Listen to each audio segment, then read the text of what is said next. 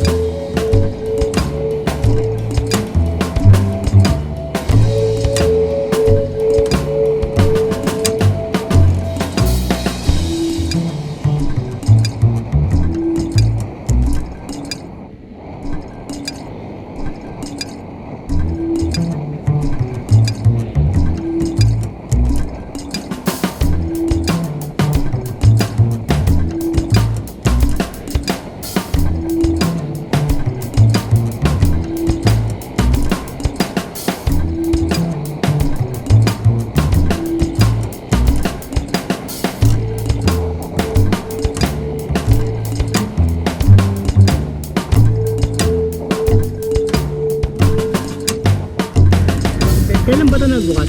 Kanina. Ganda ng view, no? Lamig siguro dito sa gabi. Hanggang anong oras to? Ayun. Araw-araw. Ayun. Pero ba kayo noon, yung sinasabi ko sa kanya yung press, sabi ko yung press walang kuryente yun eh. Yung French press, yung iniipit na yung kape, may Wala po. 60 pesos lang yun eh, pwede na rin eh. Kasi marami na ako na anong kape, ganun eh. Sa ka doon, ganun, ka doon. Saka yung si kape na to, wala rin siyang ano eh, wala rin siyang makina. Nakamotor siya eh.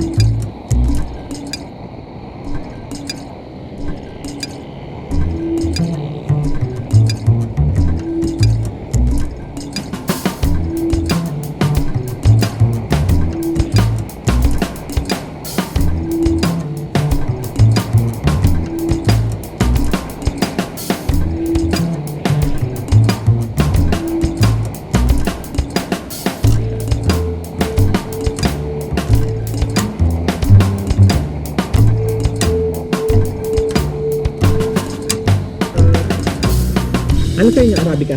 O mix? Mix. Kailangan mix eh, no? Pagka kasi pag mix, dun mo makikita yung kakaibang lasa eh. Kasi yung sipa galing sa robusta eh. Arabica naman galing sa parang fruity. Eh yung Excelsa, hindi nyo ito yung ginagamit. Alam nyo ah. Excelsa tsaka yung Liberica. Ayaw nyo gumamit no? Oo nga, ano yun eh, alanganin eh, no? Hindi siya, no? Hindi consistent.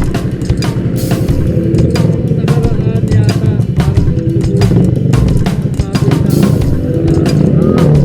Yun ang problema. Kasi alam mo yung Liberica pa, yung Liberica pala eh, pinalit lang sa Arabica yan nung napeste. Oo, napeste sila nung matagal na, 1890 pa, pero napeste halos maubos ang napeste lahat ng Arabica sa buong mundo. Buti nasalba pa nga eh. Pinalit yung Liberica, kaya lang nung nasalba na nila yung Arabica. Oo.